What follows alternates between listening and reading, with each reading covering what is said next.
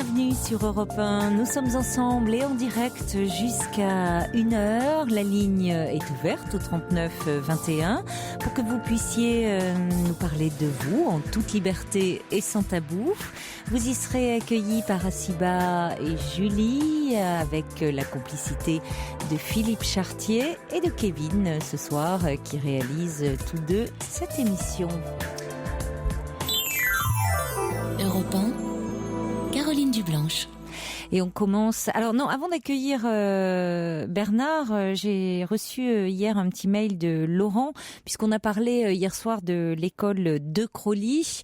Et c'est vrai qu'avec Jean-Pierre, on se demandait si elle était publique, privée. Moi, j'ai dit privée. En fait, non, petit rectificatif. Laurent me dit l'école de Crolly est publique. Elle participe de l'enseignement de l'éducation nationale, bien que la pédagogie est différente de la plupart des établissements. C'est la même chose pour les écoles fonctionnant avec la pédagogie freinée.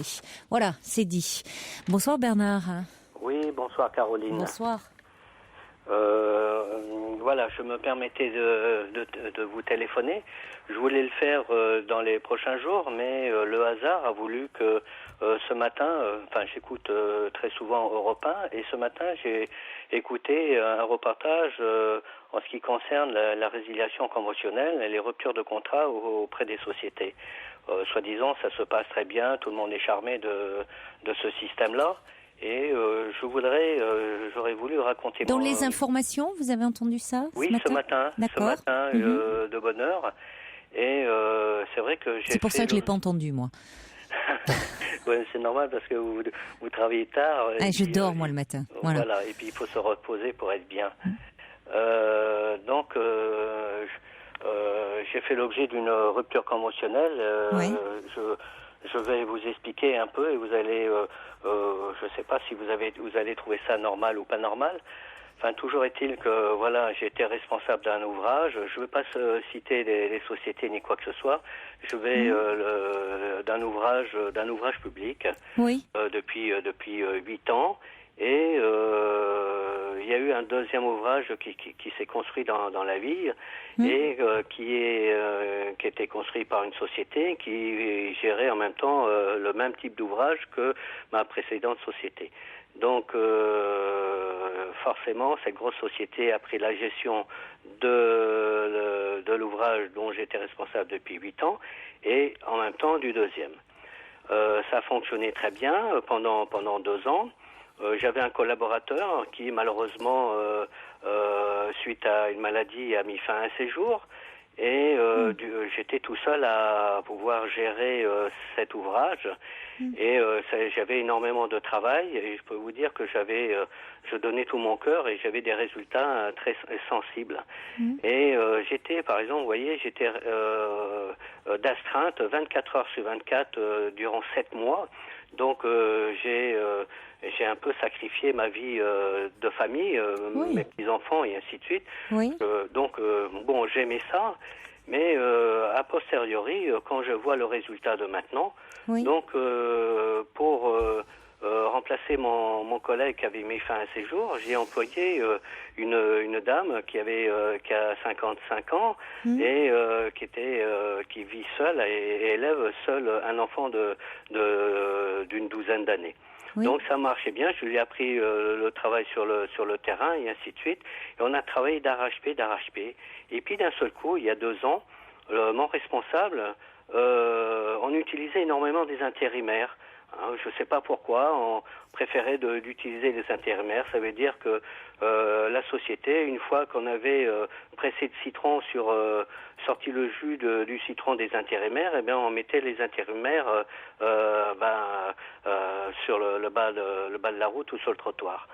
Toujours est-il que ce responsable a commencé à vouloir dire, pour pouvoir élever mes enfants et ainsi de suite, je ne veux pas dire les mots qu'il disait.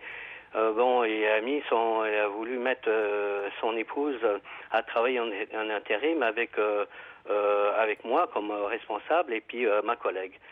Et puis à force de tirer dessus, au mois de juin 2010, eh bien un matin je me réveille et pendant mon petit déjeuner je me suis affalé et j'ai eu une absence cérébrale, je vais dire absence cérébrale, et j'ai été hospitalisé en urgence et j'y suis resté 3 semaines. Bon, je suis sportif.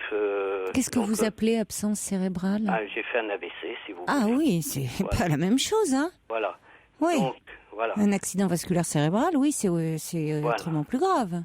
Voilà. Oui. Donc, et puis j'étais hospitalisé. Oui. Et ça s'est bien passé. Enfin, voilà, je garde pas trop de séquelles. C'était quand ça? C'était En juin 2010.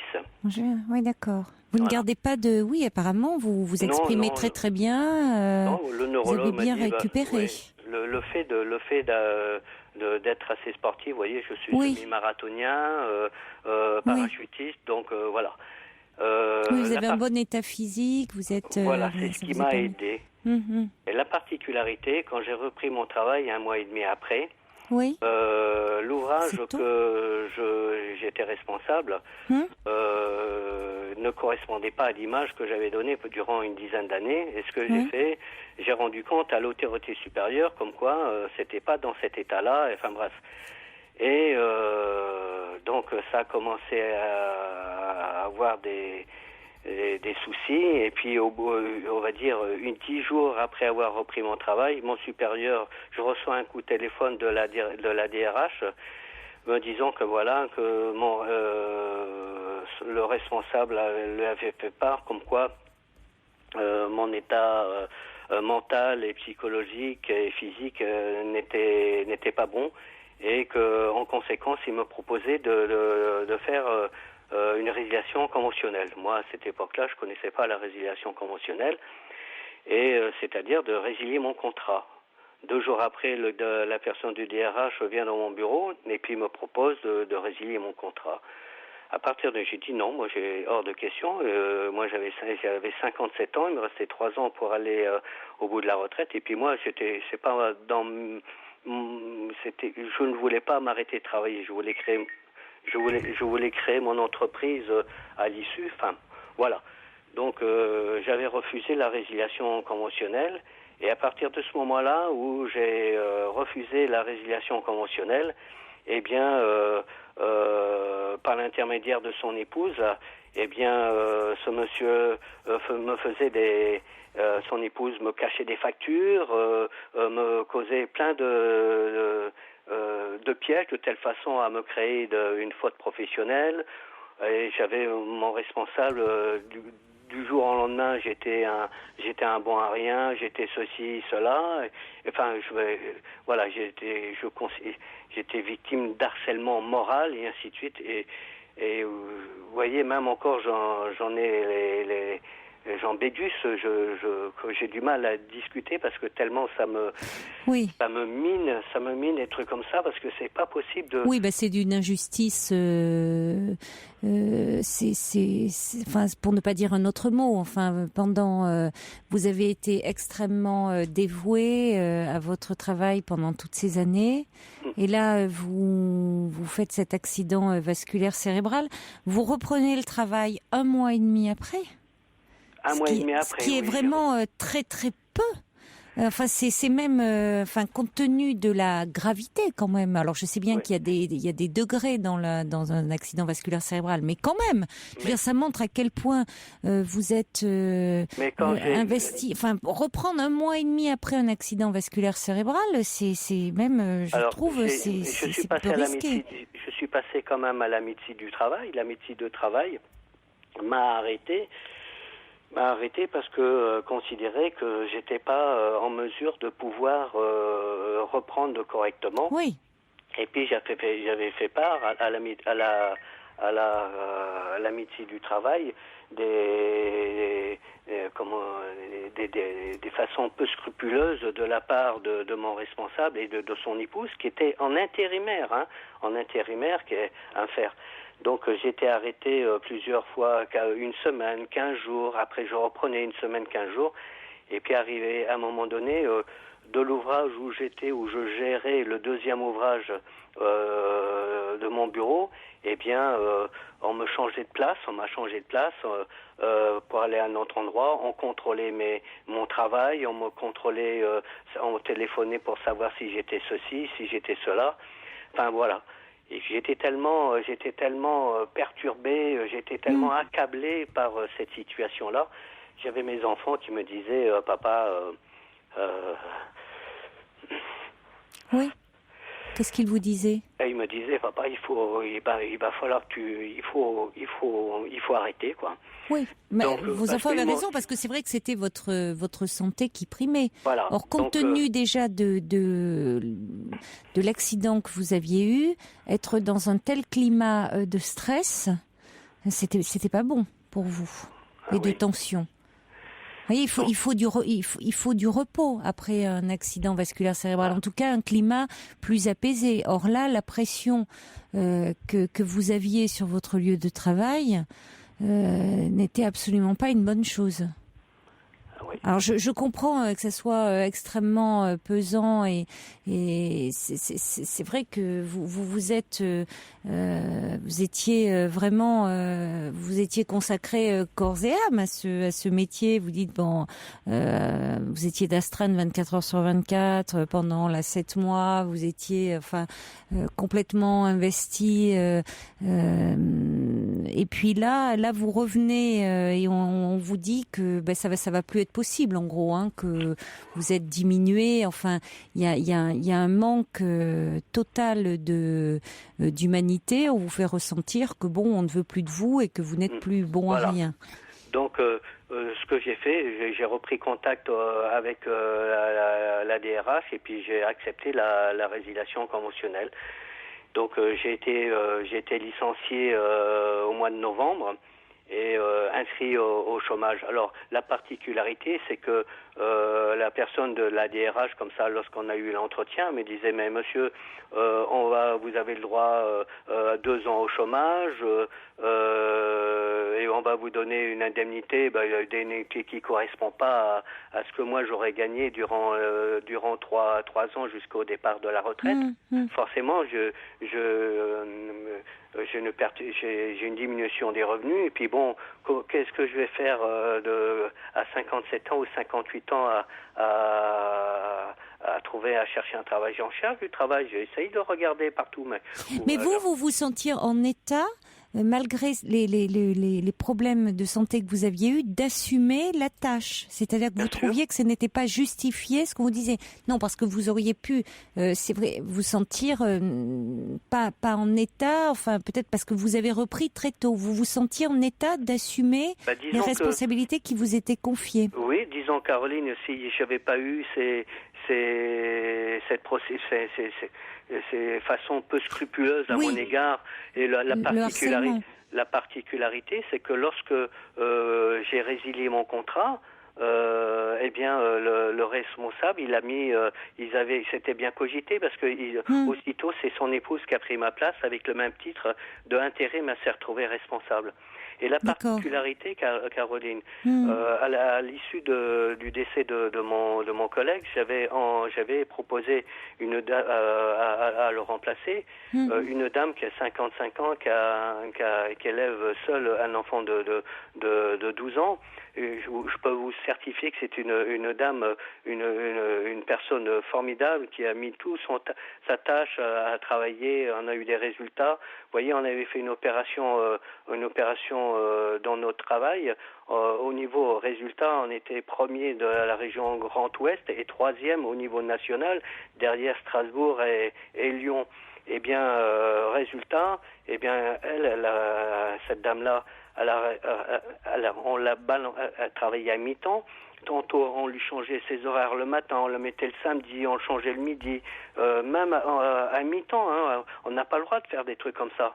Eh bien, cette société-là a fait comme ça. On lui a fait la valse des horaires. Elle a écrit à l'inspection du travail, la médecine du travail, ainsi de suite. Tout ça, tous ces organismes, ce sont des pancartes où il y a des lettres et des informations, mais dedans, c'est une coquille vide. À chaque fois qu'on a essayé de faire quelque chose, on n'a pas pas eu de résultat. Enfin, toujours est-il Non, que... mais vous avez été extrêmement, on le voit, enfin, en tant que extrêmement consciencieux, dans votre investissement, non, et c'est vrai, alors vraiment pas du tout payé en retour, parce que dès que le problème se pose, et là on se débarrasse ni plus ni moins de vous. Ouais. Alors qu'est-ce qui se passe? Comment avez-vous réagi? Puisque vous dites...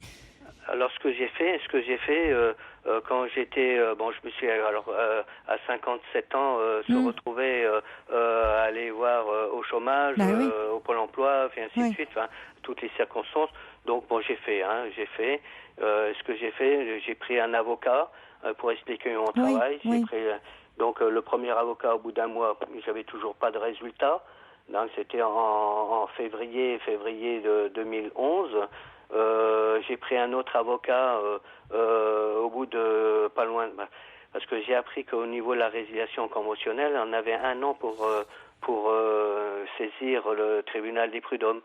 Mais donc j'ai pris un deuxième avocat, j'ai pas eu le résultat escompté. Arrivé à 1 mois avant de saisir le tribunal des prud'hommes et à la date fatidique, j'ai changé d'avocat et là j'ai entamé une procédure au tribunal des prud'hommes. Voilà. Oui. Et là, actuellement, vous êtes dans une procédure. Voilà. Vous êtes en procédure. On a lancé. Vous avez bien fait. Il y a eu une conciliation qui a été faite au mois de décembre. Et puis mon avocat a changé de. J'ai totalement confiance en l'avocat que j'ai actuellement. Oui. Il a changé de ville, donc il s'est installé dans la ville qui est en cause. Donc il devait y avoir un jugement qui est là, mais au niveau travail, le dossier n'a pas pu être traité normalement par mon avocat. Donc on a un jugement qui est reporté au mois de septembre. Mais la particularité, ce que je voulais raconter aussi, c'est que ma collègue qui était avec moi, avec qui on s'entendait très bien, on avait le résultat, cette dame-là, elle a tenu 1 an. Elle a tenu 1 an. Et cette société-là, avec le responsable et puis son épouse, ils ont réussi à lui créer une faute professionnelle et l'ont licenciée comme une malpropre comme ça au mois de septembre. Donc je l'ai invitée également. Elle a pris le même avocat que moi, telle façon à saisir le tribunal des prud'hommes. Donc il y a une première conciliation pour elle qui interviendra le 14 mai. Voilà. Donc vous voyez, j'ai raconté un peu mon histoire et je vous dis franchement que il y a des fois j'ai souvent eu du haut dans ma vie, mais je crois que c'est l'humiliation de ma vie et ces derniers mois j'ai énormément. Je vous dirais franchement, je vous dis franchement que j'étais à la limite. J'ai failli faire 2 bêtises. La première bêtise, c'est que j'avais mis la corde autour de mon cou. Et la deuxième bêtise... Jusque-là, vous êtes allé jusque-là, réellement? Et la deuxième bêtise, c'est que j'y étais pendant 1 mois, j'avais cessé tous les médicaments que les médecins m'avaient donnés. Voilà. Et puis j'ai essayé de... Bernard, alors pour le coup, vous vous rendez compte, vous êtes passé un accident vasculaire cérébral, ça peut être très grave. Il se trouve que vous avez eu la chance de vous en sortir et de vous en sortir sans trop de séquelles. Et quand on vous entend vous exprimer, je dirais même, vous avez conservé toutes vos capacités intellectuelles, vous vous exprimez très bien. Donc, vous avez eu beaucoup de chance là, sur ce plan-là. Bon, donc rien ne vaut la vie là, vraiment rien ne vaut la vie. Donc que ces personnes se comportent de façon vraiment ignoble là avec vous et je comprends que ça soit extrêmement douloureuse à vivre. Pour autant, votre vie ne s'arrête pas là. Il reste beaucoup de choses à faire. Alors, ce sentiment d'humiliation, oui, je comprends que vous le ressentiez parce que vous vous êtes beaucoup investi et tout d'un coup, il vous renvoie cette image comme si vous ne leur étiez plus utile. Pour autant, ça ne veut pas dire que vous ne servez plus à rien et que vous n'êtes plus utile.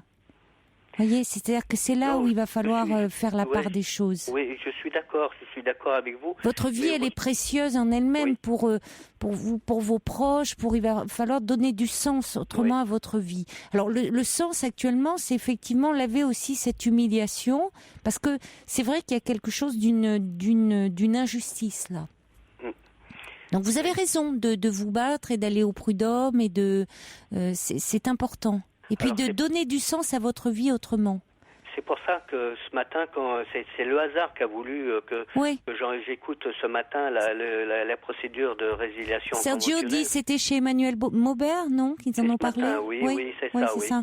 Et tout le monde, de ce que j'ai, mon interprétation était que c'était la bonne solution. Tout le monde se sépare en bons termes, un truc comme ça. Mais en fin de compte, c'est pas normal. Moi, je dis que c'est pas normal parce que la résiliation conventionnelle, voyez, dans mon cas, lorsque j'avais dit à la DRH, mais monsieur, moi, ça me suffit pas les indemnités que vous me donnez. Mais le chômage, qui c'est qui paye le chômage? Ça devrait être la société qui devrait payer le chômage et non pas ça devrait être l'entreprise qui devrait payer le chômage et non la société, parce que c'est vous, c'est moi qui payons le chômage. Quand on voit le nombre de résiliations conventionnelles, c'est passé de 0 à 800 et quelques mille en espace de 3-4 ans. Eh bien, qui c'est qui paye le chômage? Eh bien, c'est la collectivité. Et quand je ne veux pas dire que ce sont toutes les entreprises qui procèdent de cette façon-là, mais il y a beaucoup d'entreprises qui procèdent, qui font du harcèlement comme ça à leurs employés pour s'en séparer, et on les met au chômage, et puis c'est la société qui règle la note. Je trouve pas ça normal. Et s'il y a un homme politique ou un élu qui voudrait discuter sur le sujet et de débattre et de discuter pour dire ben voilà, effectivement il y a quelque chose qui n'est pas normal, parce que moi j'ai mon cas et c'est ça, je voulais mon histoire, je voulais la raconter, mais voyez, ce sont des choses qui ne collent pas. Je trouve pas que ce n'est pas citoyen d'agir de cette façon-là. Ah non, ça, je suis d'accord avec vous, tel que dans ce que vous décrivez, de la façon dont vous l'avez vécu, ça on le ressent très très fortement, bien évidemment. Non, surtout vu la façon dont vous étiez, vous, on dirait un employé modèle, et il vous arrive ce pépin de santé, cet accident de la vie qui peut nous arriver à tous. Et là, effectivement, on n'a qu'une envie, c'est se débarrasser de vous.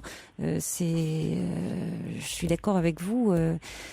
C'est pas admissible. Donc, vous avez raison de vous battre. C'est ce que dit d'ailleurs First Lisa, qui dit: vous avez eu raison de vous défendre. Ne baissez pas les bras et n'oubliez jamais que vous avez de la valeur. Que votre valeur ne dépend pas de ce que vous produisez. C'est ça. Elle n'est pas liée uniquement à cela aussi. Il y a Angie qui dit: un pion de plus sacrifié sur le grand échiquier du monde de l'entreprise. Vraiment désolé pour vous, mais vous n'êtes pas qu'un pion. Vous voyez, c'est ça. Donc c'est aussi là-dessus qu'il faut travailler. Vous êtes bien entouré, parce que vous avez vos enfants qui vous ont dit il faut vous arrêter, donc parce qu'ils pensaient à vous et le fait que vous voyez dépérir. Vous avez votre épouse, vous êtes entouré sur ce plan-là. Oui, mais mes enfants m'aident bien, et mes petits enfants m'aident bien. C'est grâce à eux. C'est quand je pense souvent à eux. C'est pour ça que voilà. Et puis bon, la particularité, c'est que en plus, durant cette fameuse année, j'ai mon père qui est décédé dans la foulée. Enfin, j'ai eu énormément de choses comme ça qui se sont greffées dedans, et je ne savais plus où donner de la tête. Mais vous voyez, Caroline, je vais vous remercier parce que vous m'avez écouté, vous m'avez laissé raconter mon petit bout d'histoire, même s'il n'est pas parfait. Il y a plein de détails, mais les détails, c'est peu importe. C'est important, les détails. Oui, les détails. Je pourrais en citer. Mon dossier, il est épais, il fait 40 cm d'épaisseur. C'est, je sais pas, 7, mais peu importe. Tout ce que j'espère, c'est que au moins dans notre pays, parfois, pour des citoyens comme ma collègue qui a été licenciée comme une malpropre, comme moi j'ai été licencié de façon indigne, méprisé, Et voilà, ça va passer quand ça vous a fait du bien d'en parler? Ça m'a fait du bien d'en parler. Je voulais aller pour voir une personne, un médecin, un psychologue pour essayer de voir. C'est vrai que parce que j'ai beaucoup de hauts, j'ai beaucoup de bas plutôt. J'ai des moments euphoriques, j'ai dit ça va, et puis sans arrêt la nuit, je passe des nuits sans dormir parce que ça, sans arrêt. Je comprends mieux maintenant les personnes qui ont été victimes d'une injustice, quelle que soit l'injustice, à partir du moment où ce n'est pas réparé, ou je sais pas, je comprends mieux maintenant l'impact psychologique sur les personnes lorsque elles sont atteintes comme ça. Et ça m'a fait du bien de pouvoir de vous raconter l'histoire. Bah écoutez, vous avez bien fait d'appeler et d'être là, de mettre votre énergie maintenant pour témoigner, pour en parler. Ça passe quand au Prud'homme? Alors j'ai reçu justement le document comme quoi ça sera jugé. Ça sera jugé le 14 septembre. 14 septembre, d'accord. Voilà.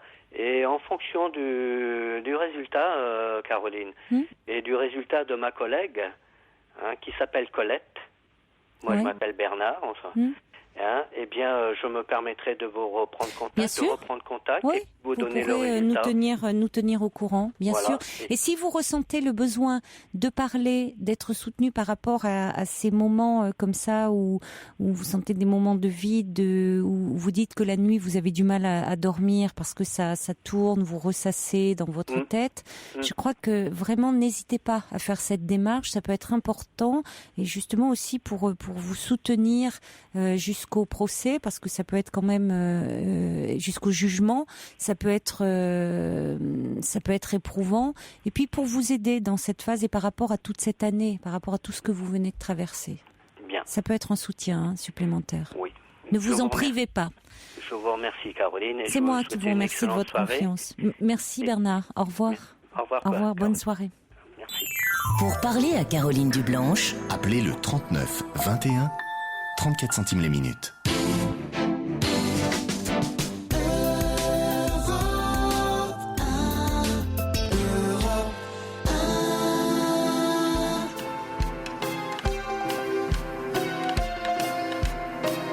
On a tous essuyé les refus, satane le cuir des séducteurs. Ça peut faire très mal, le sais-tu, que c'est vulnérable un dragueur. C'est très salissant l'amour-propre, surtout quand le lion prend la fuite, forcé par une antilope qui d'un coup de patte le décapite. Y a le râteau héroïque qui se ramasse en public. Benabar, les râteaux. Un petit mail du Suricat qui dit: pas de chance, j'ai pris le train en marche. La rupture conventionnelle est censée faciliter les ruptures de contrat entre employés et entreprises. Mais monsieur a raison de consulter un avocat, et que son ami n'hésite pas à jouer la carte du harcèlement moral. Enfin, à jouer, c'est ce qui aussi se passait, semble-t-il. Et généralement en faveur des plaignants. On va accueillir maintenant Faïza. Bonsoir. Bonsoir Caroline. Bonsoir Faïza. Oui, on s'est parlé il y a déjà quelques temps. Oui. J'étais en grande souffrance par rapport à une relation destructrice, une relation passionnelle, et qui était en fait de la manipulation affective de la part de ce jeune homme égyptien. Je ne sais pas si vous vous souvenez. Ça me dit quelque chose, oui. Oui. Il y a déjà 4 mois, à peu près, c'était en décembre. Enfin non, même avant, parce que je raconte, c'était bien avant. Ça a commencé en septembre. D'accord. Et puis où en êtes-vous alors avec lui? Heureusement, j'en suis sortie. Je suis sortie de l'emprise. C'est pour ça d'ailleurs que vous avez entendu Françoise hier qui témoignait à ce sujet sur le fait qu'elle s'était fait manipuler par un homme qui lui avait parlé comme ça de sentiments, lui disant qu'elle était ravissante, que elle avait espéré finalement une histoire, elle avait vibré pour cet homme, et cet homme lui disait qu'il avait des dettes, et elle avait fini par lui donner, en plusieurs fois, mais jusqu'à 11 000 euros, voilà, et elle s'en voulait beaucoup évidemment parce qu'elle se rendait compte que elle s'était fait avoir. Voilà. Donc Alors, c'est bon, pour c'est vrai ça que que je vous m'en nous suis rendu appelez aussi compte, ce soir. Oui, alors je voulais justement, j'avais laissé un message sur le répondeur. Peut-être pas Oui. pour passer à l'antenne parce que je savais pas trop comment dire d'ailleurs les choses, mais je voulais la réconforter. Et puis moi aussi, enfin moi aussi, c'est par rapport à la dame qui a appelé, j'ai eu recours à l'association de victimes. Alors justement, je m'apprêtais à regarder dans mes papiers et puis la dame, je crois que c'est Marie, a appelé pour soutenir l'auditrice. Je crois que c'est Françoise, hein, c'est ça, la dame qui a souffert. C'était beaucoup. Françoise, oui, hier, C'est qui a bien témoigné. Françoise, Il y a oui. eu beaucoup de personnes qui Ah ont oui. réagi pour la soutenir, oui. Voilà, du coup, j'ai juste laissé un message sur le répondeur pour vous Oui. dire que on pouvait s'en sortir, que je m'en étais sortie. Comment? Et Alors, que c'est ça allait intéressant. Oui, comment? Oui. Déjà, Une tant mieux. relation Vous alliez pour mieux. une autre. Je m'en suis sortie quand même parce que j'ai entendu le discours d'une juriste à cette association. J'avais rendez-vous avec elle au commissariat de police. Moi, je crois quand À la même qu'il y a DAVIP. voilà, c'est ça, la Oui. DAVIP d'Indre-et-Loire d'ailleurs. Oui. Donc effectivement, au commissariat de police, il y a bien les coordonnées de cette association. Je l'ai vu après coup, mais j'avais déjà moi pris contact parce que je me bougeais quand même. Hein. Je suis pas une nature à rester trop passive quand même longtemps, c'est ce qui me sauve. Et je me suis, bon voilà, j'ai réagi parce que j'ai entendu son discours, parce que le mien était extrême. Moi, j'avais des idées de vengeance terribles et je pense que j'aurais pu y arriver. Je vais là-bas, je mets une bouteille de vitriol dans ma valise et je lui fous sur la tête. Pour J'avais des rappeler un idées petit terribles. peu, si vous pouviez synthétiser ce qui s'était passé avec Oui. avec cet homme, qu'on Disons puisse. qu'en fait, c'était pas la même histoire quand même parce que ça a Oui. été passionnel. Il y avait quand même une relation réelle, physique. Je l'ai rencontré dans sa boutique. C'était un épicier donc égyptien. Oui, je me souviens. Oui. Dans une ville touristique et donc j'étais avec mon grand-fils et là il a retenu mon attention parce que il avait envie d'avoir certainement des touristes et puis ensuite sans doute il m'a trouvé gentille et Oui. voilà, et comme disait la dame aussi qui était en voiture, c'est beaucoup d'empathie. En fait, c'était pas de l'amour mais c'était quelque chose de l'ordre du sentiment sentimental. J'avais envie d'être plaisante pour les Égyptiens qui avaient tant souffert. J'étais dans l'empathie, j'avais baissé les armes, j'étais pas du tout vigilante, c'est pas le genre de choses qui m'arrive d'habitude. Et donc, voilà, il y a eu une caresse avec un produit, et moi, je lui avais mis la main sur l'épaule pour calmer mon fils et le calmer parce que mon fils voulait pas rentrer dans la boutique. Enfin, il m'a capté comme ça. Et ensuite, j'avais promis un paquet de gâteaux de France que j'avais dans mes affaires, que je sais pas pourquoi j'ai voulu le ramener le dernier jour. Et puis là, il y avait eu déjà un échange d'SMS. Et il y a eu quelque chose de plus dans le regard et tout. Et il y a eu des échanges d'SMS pendant un mois. Ça a été la passion folle, quoi. Ça a démarré doucement, mais après, c'était c'était très fantasmé. C'était pas vraiment de l'amour, mais c'était. Mais il vous a amoureuse demandé de de l'argent aussi? Non, moi, ça n'a pas été Non. comme ça. On s'est rencontrés. Sur un grand week-end. Je suis allée, je lui ai amené là. Moi, j'ai voulu lui faire plaisir. En fait, c'est en fonction de ce qu'il dit. Ils ont une manière de présenter les manques qui fait qu'on a envie de combler les manques. Donc, j'ai comblé le manque. Oui. Pas d'argent tout de suite. Sinon, ça m'aurait trop alerté tout de suite. Mais Oui. j'ai offert un ordinateur, d'occasion, mais très bien. Un téléphone portable aussi pour qu'on s'entende mieux. C'était pour favoriser la relation. C'était pour D'accord. qu'on soit Oui. mieux, Oui. qu'on puisse communiquer, qu'il puisse améliorer ses affaires. Enfin, c'était vraiment venant plus de moi au début. Mais je crois Oui. que j'ai eu le tort de trop donner trop vite. Vous aviez envie de lui faire plaisir, de le gâter, et Oui. puis en même temps, comme vous dites, ça améliorait la relation. Un ordinateur, voilà, ça permettait d'échanger, très- le téléphone aussi. C'était vraiment très naïf au début. Enfin, ça semblait, il était vraiment extrêmement heureux, mais je crois Oui. qu'il m'a pris pour la mère Noël, vraiment.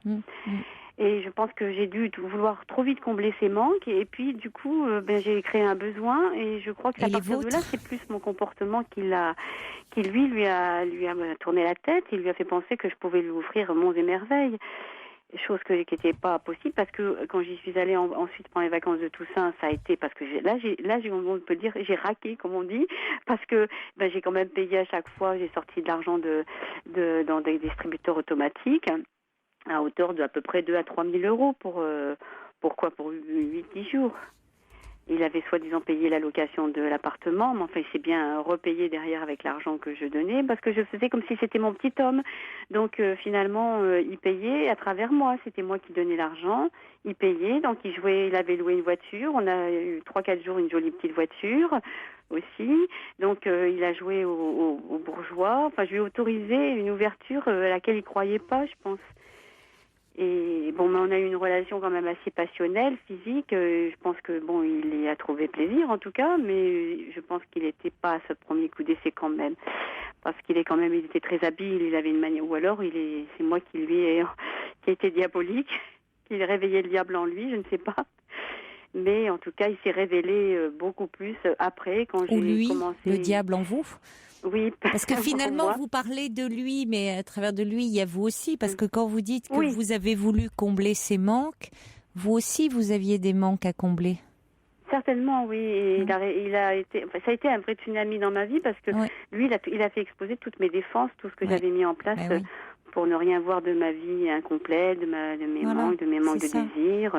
Lui, il m'a apporté un plaisir physique aussi intense que j'ai jamais connu, même avec d'autres hommes, je trouvais. Oui, C'était en peut-être effet. même trop violent d'ailleurs. Oui. Mais là, il m'a demandé de l'argent. Après, il m'a demandé de l'argent. Enfin, il n'a pas demandé beaucoup, mais il avait soi-disant, je ne sais plus quel problème à régler, donc j'ai donné 500 euros. J'ai envoyé 500 euros au lieu de donner 200 à 300 comme il m'avait demandé éventuellement. Et j'ai carrément voulu le combler complètement cette fois-ci, pensant que ça allait être vraiment formidable.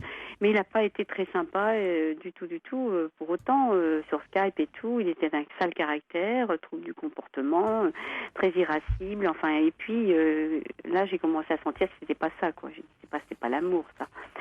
Parce que malgré tout ce que j'avais donné, il avait un comportement insatisfait, il se mettait en colère très vite, je pouvais pas du tout, même pas élever un peu la voix parce qu'il n'était pas toujours présent à l'heure, etc.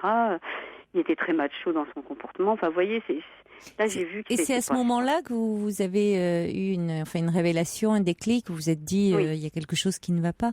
Non, parce que c'était pas l'amour. Je sentais que c'était pas l'amour. Je sentais que j'étais à côté de Oui, mais de c'était la plaque, à passion côté- d'ailleurs. Vous parlez de passion. Il y a eu une révélation à tout point de vue, même physique. Donc c'était, Oui, ça a dû être été dur un de vous déchaînement détacher. de sensations. Voilà, c'est ça. Vous étiez dans la sensation. Comment Ah oui, vous oui, êtes ça a été- détaché alors de lui? Donc, de toute façon, j'ai commencé à lui dire en décembre, il voulait pas trop que je vienne. Est-ce que tu es divorcée? Non, non. Et c'était ça. Il me poussait au divorce très rapidement. Divorce, achat d'une maison. Enfin, il avait des projets de maison, la moitié à son nom, la moitié Ah, parce au que mien. vous étiez mariée. Oui, je suis toujours êtes mariée. mariée. Je suis en instance de divorce. Oui, ça a été une vraie folie dans ma vie. Je vous D'accord, dis, oui.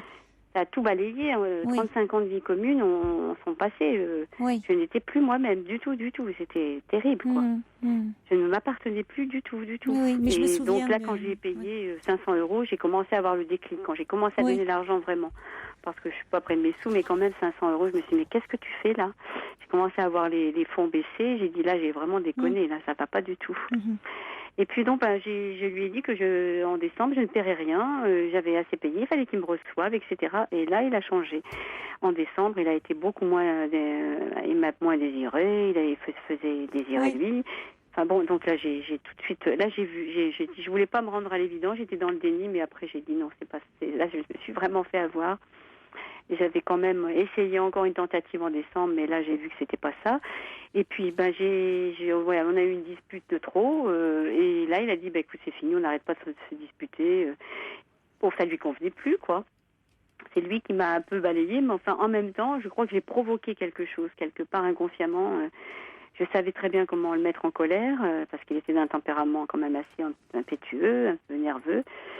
Et il me dit, tu me stresses. En plus, on se parlait en anglais. Enfin, c'est très compliqué. Enfin bon, moi, j'arrivais encore à pas trop mal me débrouiller. Mais bon, donc là, quand il m'a balayé comme ça, là, j'ai commencé à, au départ, être soulagée dans un premier temps. Et après, les sentiments de colère en moi sont venus.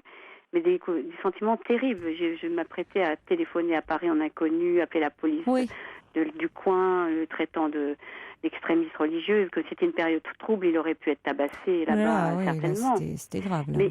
Mais voilà, j'ai pris conseil de cette juriste, elle m'a dit n'allez pas faire ça, je me suis confiée à elle, je savais pas que c'était vraiment la directrice de cette association, elle m'a dit non, n'allez pas faire ça, vous maîtrisez plus vos élans haineux et ça peut se retourner contre vous. Et puis je me suis rendu compte que j'entretenais l'amour comme ça par la haine. Oui, bien sûr. Et bon, j'ai une amie aussi qui fait le ménage dans mon infirmerie, qui est algérienne, qui l'a appelée je lui ai demandé. Donc ça m'a apaisée. Il lui a dit qu'il m'avait aimé, mais que voilà, on se disputait. Enfin, il l'a manipulé un peu, mais quand même, ça m'a apaisée. Et une chose surtout terrible qui m'est arrivée, terriblement heureuse, parce que là, c'est terriblement heureux, c'est que le jour où je m'apprêtais à porter plainte à l'ambassade d'Égypte, comme m'avait conseillé de faire la juriste, je suis allée sur amoureux.com où je m'étais inscrite par hasard. Et là, j'ai rencontré un jeune homme tunisien, un jeune homme qui n'est pas vieux, mais qui a une trentaine d'années, mais qui est vraiment adorable, mais adorable. Et ça, je me fais pas avoir cette fois-ci. Ah bon, comme c'est quoi, formidable, il y a quand même ça. des gens bien sur cette terre. Le jour où vous vous apprêtiez à aller porter plainte. C'est un signe du ciel, hein, vraiment. J'ai résisté à... Et alors, vous n'avez pas porté plainte, du coup? J'ai complètement oublié ce garçon.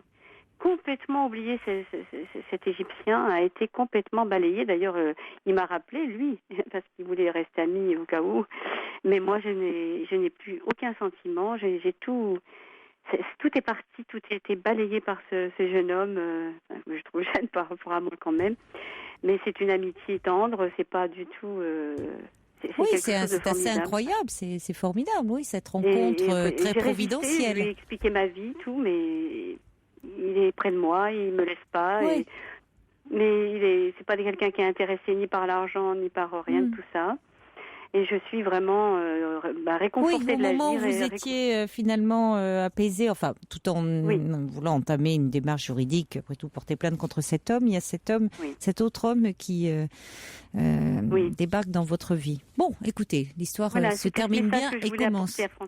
D'accord, écoutez, merci pour cette histoire. J'espère qu'elle trouvera du réconfort et que la vie tourne, les choses bougent, tout bouge. Oui, je veux dire, la vie change, on a toujours une chance. Oui, là, effectivement,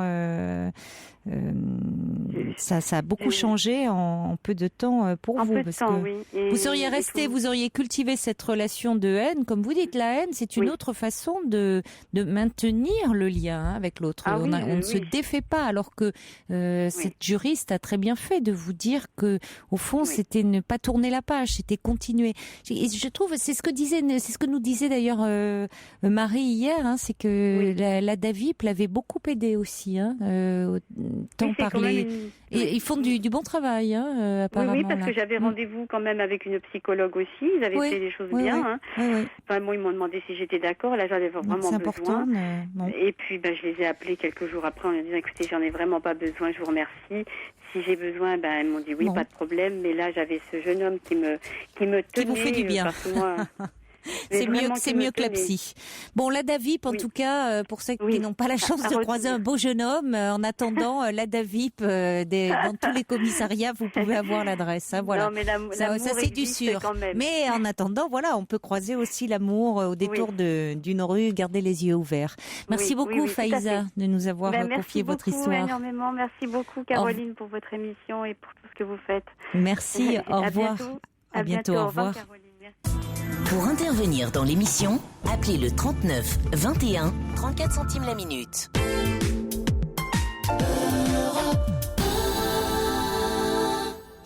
Alors il y a Osiris qui envoie un petit message en disant l'amour normalement se défait de l'aspect matériel. Oui, c'est sûr qu'à partir du moment où quelqu'un vous demande d'accord, il y a des sentiments, mais moyennant de l'argent, il faut sérieusement se poser des questions sur la nature de ces sentiments. Allez, on va accueillir tout de suite Stéphanie. Bonsoir. Bonsoir Stéphanie. Oui. Bonsoir Caroline. Bonsoir. Donc, vous m'entendez bien ? Oui, très bien.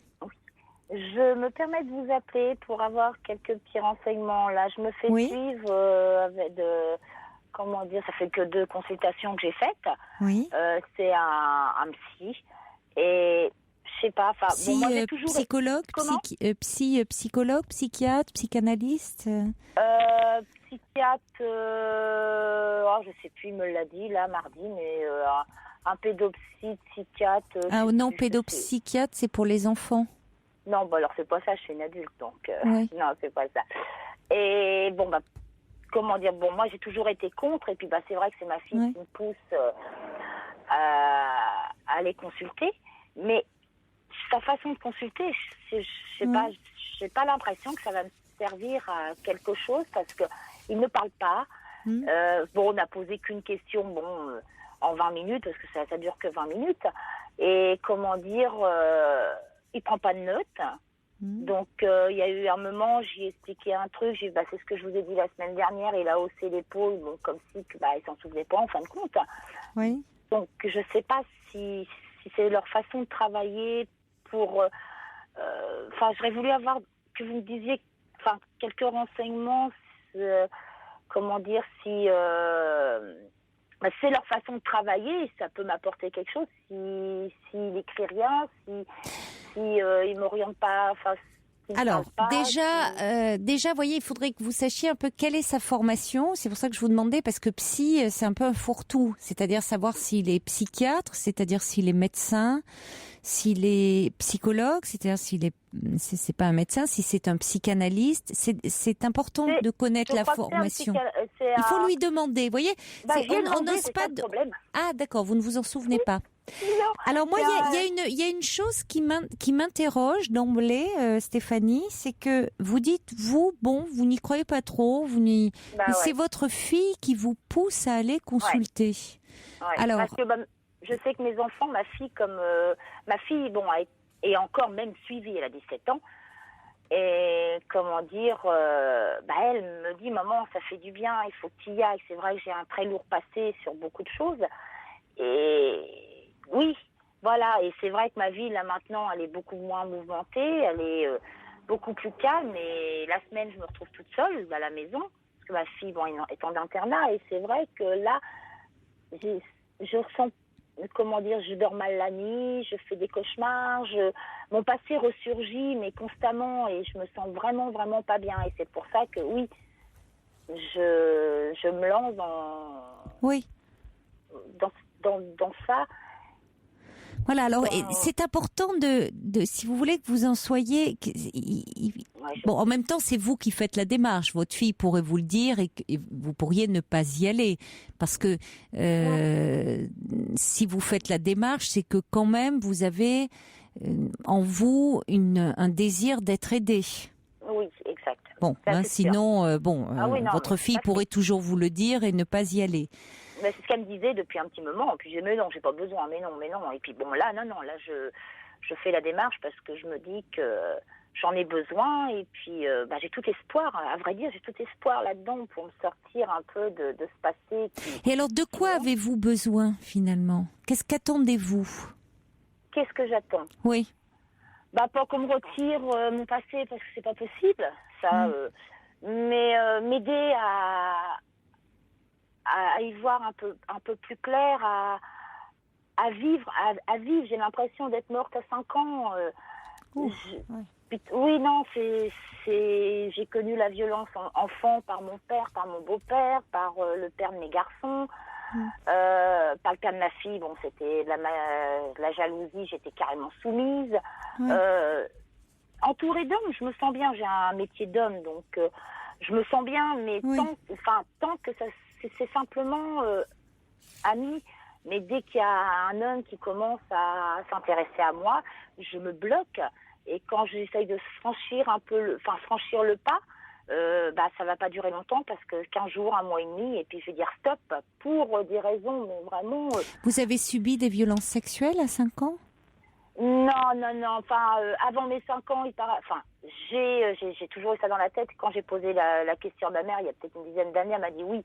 Il y a eu un ami de mon père qui m'a fait des attouchements, mais bon, j'avais moins de 5 ans.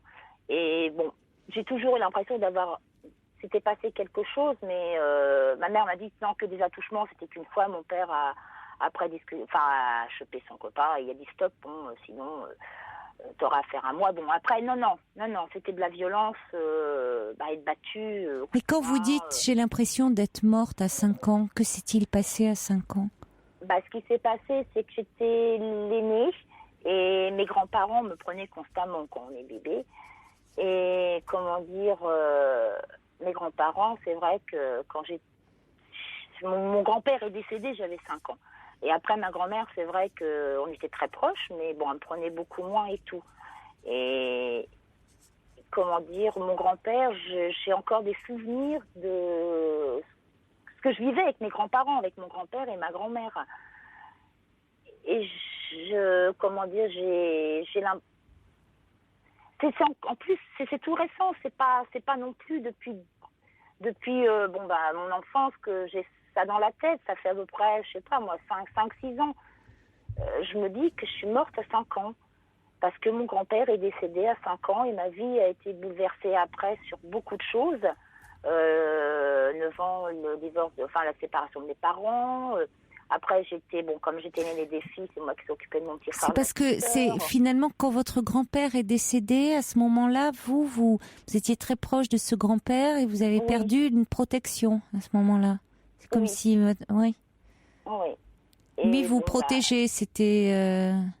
Ouais, puis c'est à vrai dire, je vais vous dire à l'âge que j'ai. C'est comme si votre enfance s'arrêtait là. Oui. Si votre enfance était morte à ce moment-là. Je me souviens de l'enterrement. Vous ne pouviez plus être une enfant. Oui. Voilà, ouais.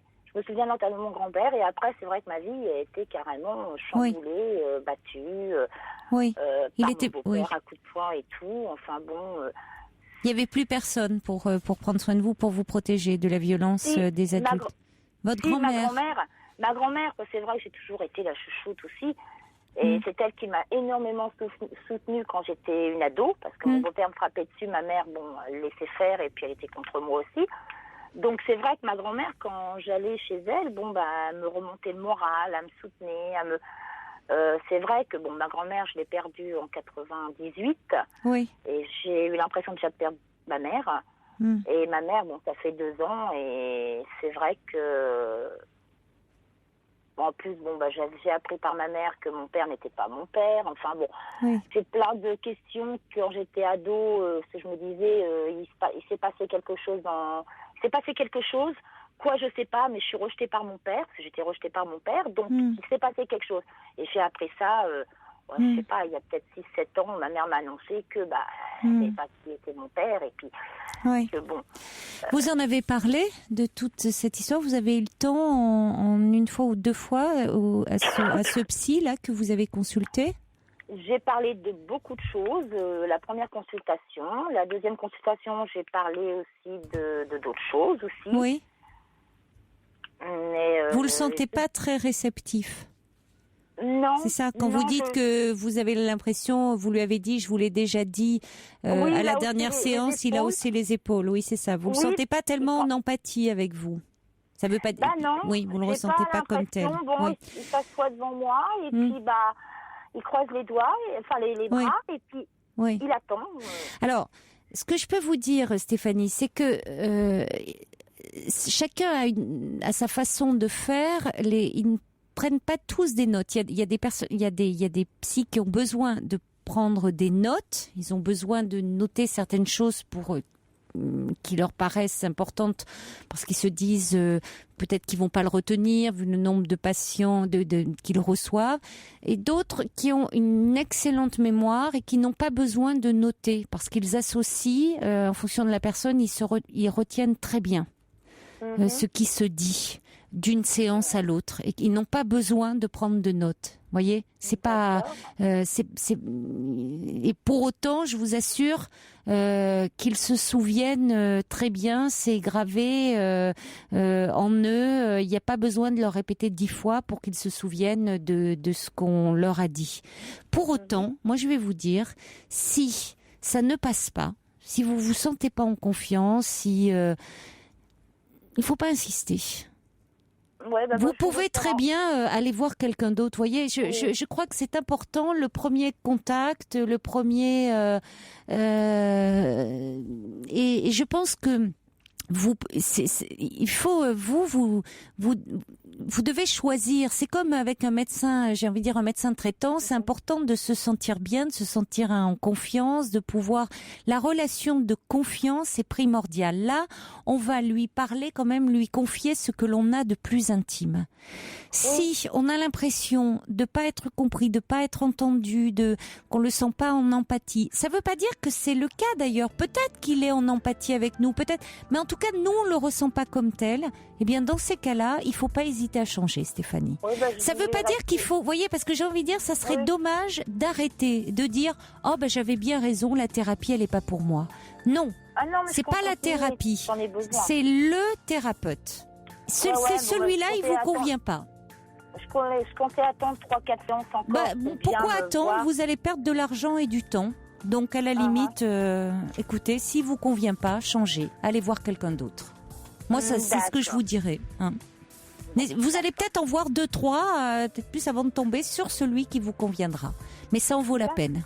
Parce que compte tenu de votre histoire, il y a à travailler sur votre passé. Je suis d'accord avec vous. Il faut qu'on se quitte, Stéphanie, parce que c'est l'heure du journal. Oui, mais continuez parce qu'il y a lieu de travailler sur ce passé.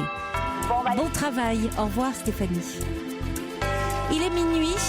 Merci d'écouter Europe 1. Le journal est présenté par Jean-Michel Duez. Bonsoir, Jean-Michel.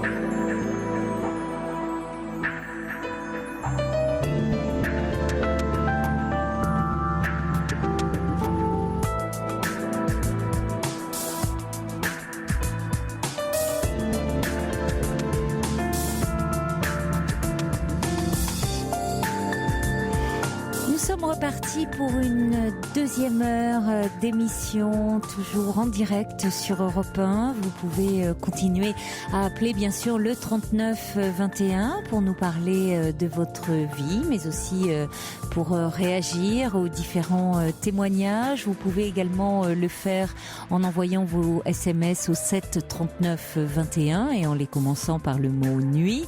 C'est ce qu'a fait Cathy qui, par rapport au travail des psys, disait ne pas prendre de notes, c'est aussi se mettre en position d'écoute totale.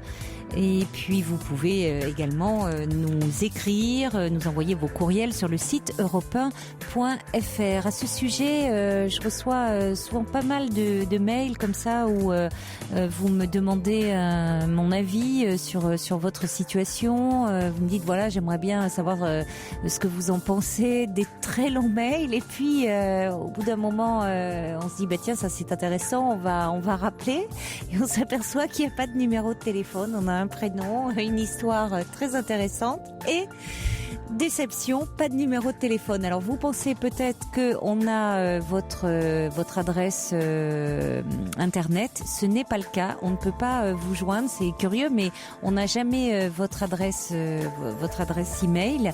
Donc si vous voulez avoir mon avis sur votre situation, vous l'envoyez par mail. Mettez votre numéro de téléphone parce que sinon je pourrai jamais vous donner mon avis. Allez, on écoute un peu de musique et on va accueillir après Marie et Cœur de pirate, Golden Baby. Bonsoir Marie. Marie, vous êtes là ? Oui. Bonsoir. Bonsoir. Alors, vous voulez revenir sur le témoignage de Bernard qui nous a appelé en toute première heure pour nous raconter ce qu'il avait vécu sur le plan professionnel, à savoir une totale mise à l'écart après un accident vasculaire cérébral. Oui, alors lui il était plus proche de la retraite et moi c'était mon premier emploi. Donc, c'est intéressant parce qu'on est aux deux stades oui.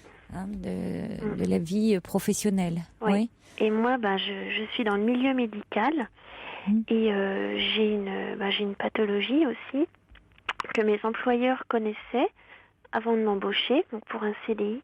Et puis mes employeurs sont du domaine médical aussi, donc ils peuvent comprendre. C'est des gens qui sont à même de comprendre ce que c'est que cette maladie. Et, donc ils m'ont embauché en tout état de cause.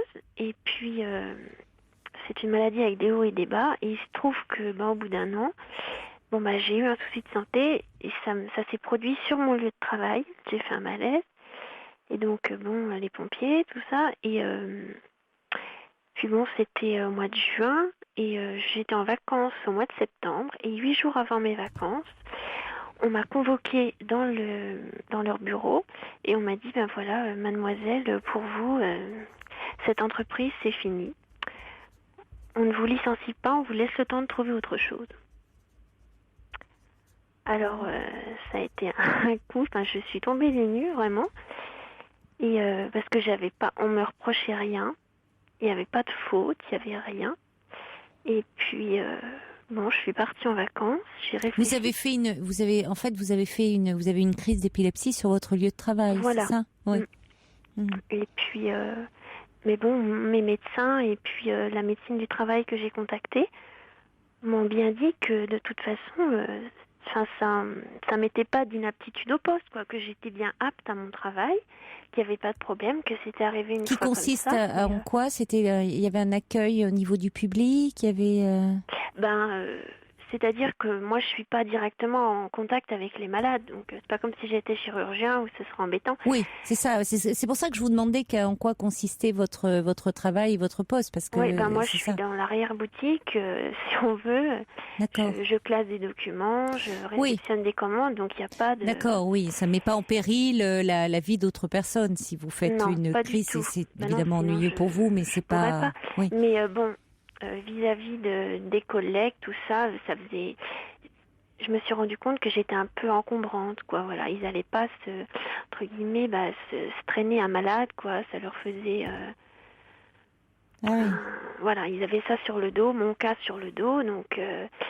oui, c'est pas mal pour quelqu'un qui, en plus dans le milieu médical, c'est intéressant. On veut bien s'occuper des personnes qui sont malades à l'extérieur, le public s'occuper, mais il faut pas quelqu'un qui ait une pathologie à l'intérieur. Voilà, ils gagnent leur vie avec les malades, mais les malades de loin, quoi, pas chez nous. Et donc, je me suis renseignée auprès de la médecine du travail. Mais surtout que ça se traite, l'épilepsie, comme vous dites. Bon, après, il y a des degrés, c'est plus ou moins intense, mais... Ça peut arriver, quoi, voilà. Oui, il peut y avoir une crise, oui. Et donc, l'inspection du travail, je leur en ai fait part, mais bon, j'ai pas eu de réponse du tout. Et puis, c'est la médecine du travail qui m'a beaucoup conseillée. Oui, qu'est-ce qu'ils vous ont dit? Qui m'a dit, surtout, ne quittez pas votre travail. Parce que bon, ils me licenciaient pas, ils me laissaient le temps de trouver autre chose, mais c'était une façon de me dire que ils n'avaient pas de motif oui, au licenciement. Puis s'ils me licenciaient pour raison médicale, j'aurais pu les traîner au prud'homme et j'aurais gagné. Donc ils étaient dans cet embarras. Donc j'ai continué mon travail. Et là, quand je suis rentrée de vacances, c'était plus les mêmes patrons et plus les mêmes collègues. C'est-à-dire? On m'a mis une pression phénoménale. On me donnait des ordres, un coup noir, un coup blanc. J'avais une pression pas possible. On était sur mon dos à vérifier tout ce que je faisais. Chaque fois qu'il y avait une erreur, c'était systématiquement de ma faute. On m'en cherchait des erreurs. On me disait vous avez fait telle erreur. Et puis il y a même des choses qu'on m'a reproché des jours où je n'étais pas présente sur le lieu de travail. Ah oui. Ah oui, j'ai trouvé mon nom sur des papiers des jours où je travaillais pas. C'était vraiment... C'était invivable. J'en pouvais plus. J'étais à bout, complètement à bout. Oui, c'est là où on peut vous pousser à la faute. Voilà. Oui. Et puis... mais je m'étais bien dit, je ne démissionne pas. Parce que si je démissionnais, c'était trop facile pour eux, ils avaient gagné. Mais oui, mais alors vous, c'était un enfer au quotidien. Ah oui, ça devenait très très dur. Et là, j'ai utilisé la rupture conventionnelle.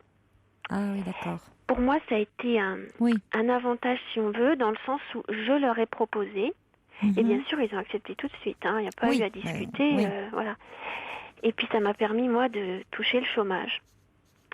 Mais c'est vrai que, et on commence à l'entendre dire, cette procédure de rupture conventionnelle, c'est à mi-chemin entre la démission et le licenciement. Mais en fait, c'est un licenciement déguisé, quoi. Dans de très nombreux cas, c'est écoutez, là, alors, le témoignage de Bernard, le vôtre, c'est dans les deux cas, c'est flagrant.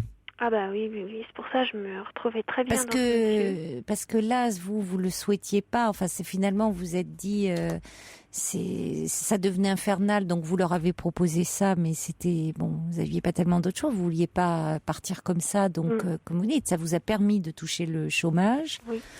Et Bernard, pareil, le souhaitait pas.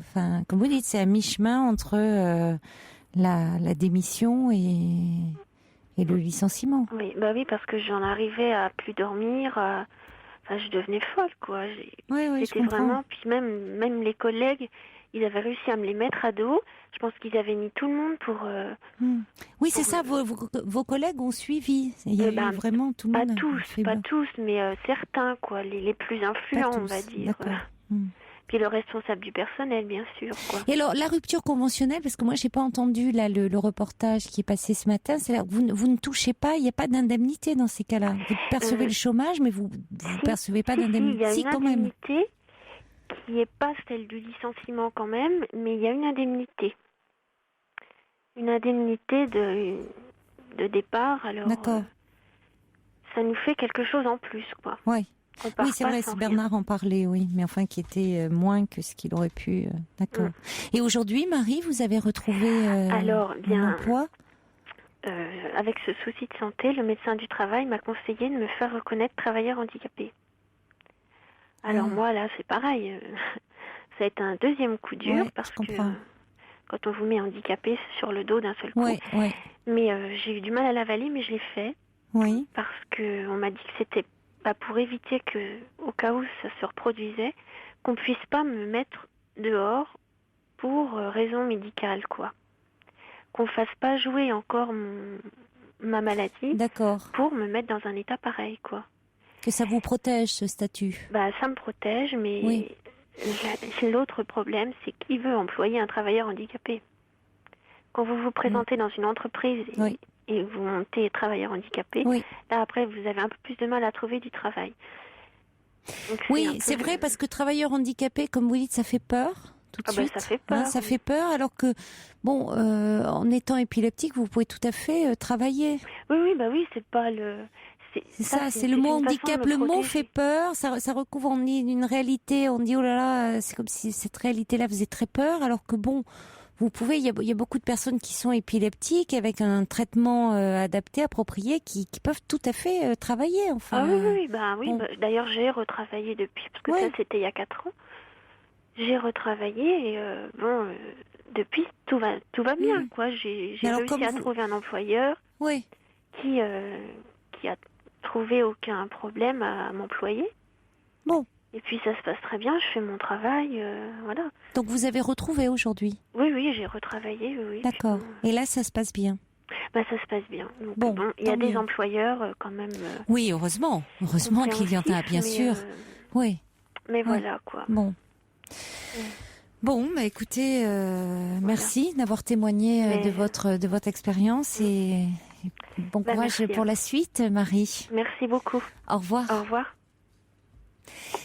Et on va accueillir également Claire qui voulait également revenir sur le témoignage, sur ce thème, sur le témoignage de Bernard. Bonsoir Claire. Bonsoir. Caroline. Je vous remercie d'avoir sélectionné mon appel. Oui, en fait, je souhaitais intervenir par rapport à l'intervention du monsieur de tout à l'heure, parce que c'est vrai, ça m'a énormément touchée tout ce qu'il a dit, puis je m'y reconnaissais absolument. J'ai vécu exactement la même chose. Alors, j'ai cru comprendre qu'il travaillait dans une entreprise de travaux publics, et moi, je travaillais en fait pour une commune. Et je voulais témoigner pour dire que malheureusement, les communes, ce sont des personnes de droit public qui sont censées appliquer le droit, en fait. Et en fait, non, il y a énormément d'harcèlement moral et personne ne dit rien, parce que la plupart des gens qui y travaillent sont des fonctionnaires. Alors moi, je travaillais, donc comme c'est une commune, il y a beaucoup de gens qui sont sous contrat également dans les communes, et qui passent pas forcément le concours immédiatement, et ce qui fait que ça accentue en fait le harcèlement moral parce que personne ne dit rien. Alors moi je faisais des permanences en fait juridiques dans plusieurs endroits de cette commune, dans plusieurs services, et l'intérêt c'est que les personnes venaient dans mon bureau et puis ils m'exposaient un peu leurs problèmes et puis je les aidais. C'était en fait un peu une sorte d'écrivain public, voilà. Et donc j'ai travaillé dans cette commune. Au début j'avais pas trop de problèmes, mais j'ai changé de chef de service le nouveau chef de service qui est arrivé voulait que je parte. Donc ça a commencé, on me disait que je faisais des fautes d'orthographe, donc il vérifiait tout ce que je faisais, et après il allait chercher le dictionnaire et puis il se rendait compte que c'était lui qui s'était trompé. Donc voilà, après je me suis retrouvée sans chaise, sans table, sans bureau pour travailler. Ce qui était un peu gênant. Alors sans chaise, sans table. Oui. Ça c'est très caractéristique. Hein. Où on vous donne rien, mais alors vraiment. Rien pour travailler. Et ça c'était dans le bureau. Mais alors comment vous faisiez? Vous étiez quoi dans ce bureau? Vous étiez debout? Ben non, en fait, quand j'étais dans ce bureau, en fait, quand je voyais je prenais un bureau qui restait. En fait. Ben oui, évidemment, vous étiez obligé de prendre un bureau qui restait parce qu'il y a toujours une ou deux personnes qui étaient pas là. C'est très pervers, hein, d'ailleurs. Enfin, c'est ça, petit à petit, on vous met complètement à l'écart. Oui.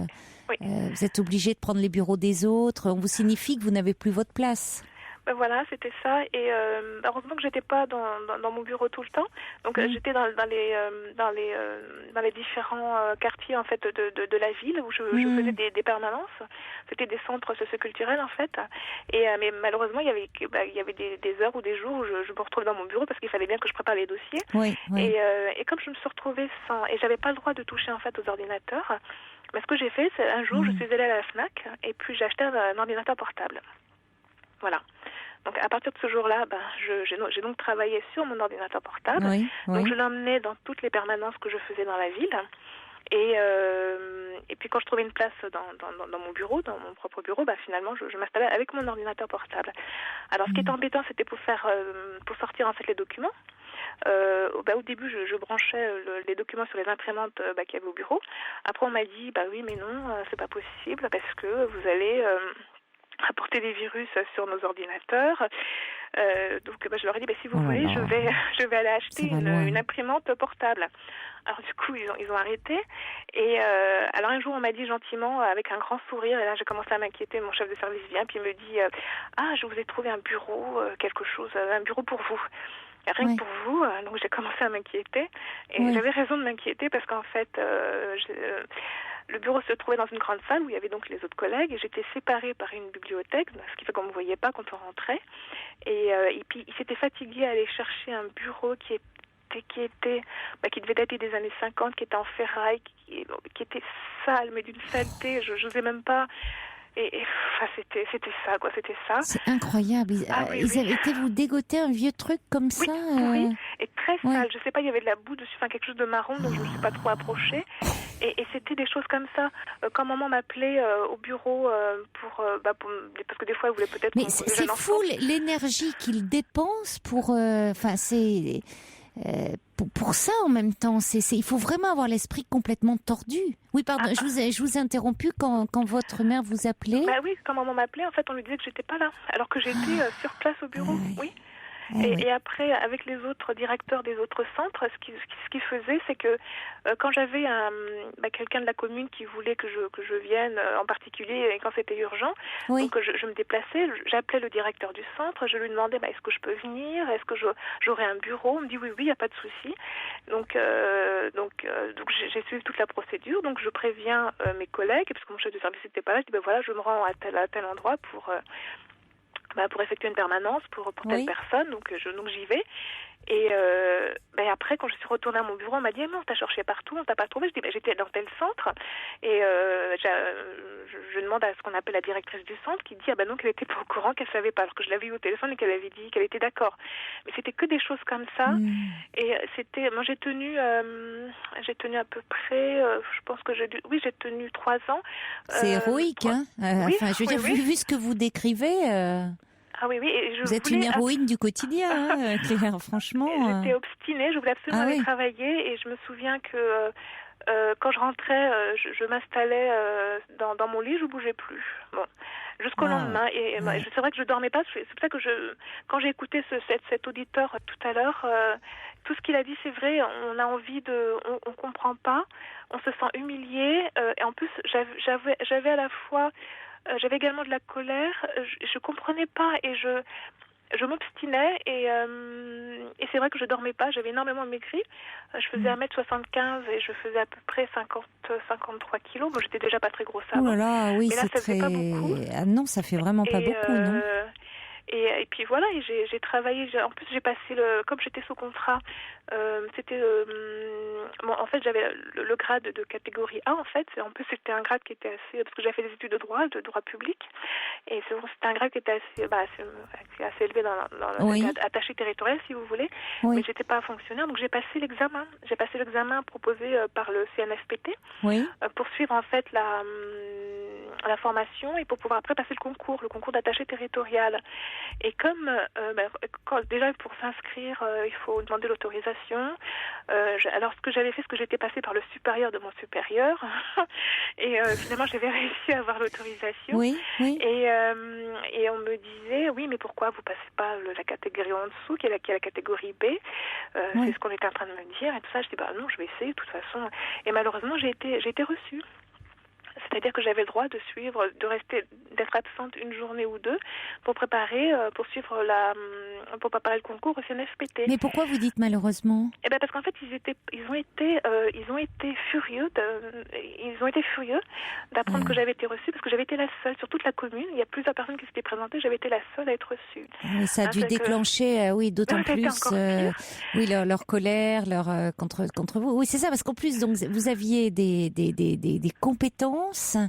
Et il se prive comme ça de quelqu'un qui a de la valeur, des compétences, et c'est d'autant plus scandaleux. Et qu'est-ce qui s'est passé? Mais vous, ça vous permettait quand même d'évoluer, non, ce concours? Bien sûr, j'étais contente. Enfin, c'était donc l'examen qui m'autorisait à être absente du travail pendant à peu près 2 jours et à préparer le concours. Comme ça, je devenais titulaire. Ce qui s'est passé, c'est qu'il m'avait pas prévenu. Je savais même pas que j'avais été reçue. Je l'ai su en recevant en fait les documents.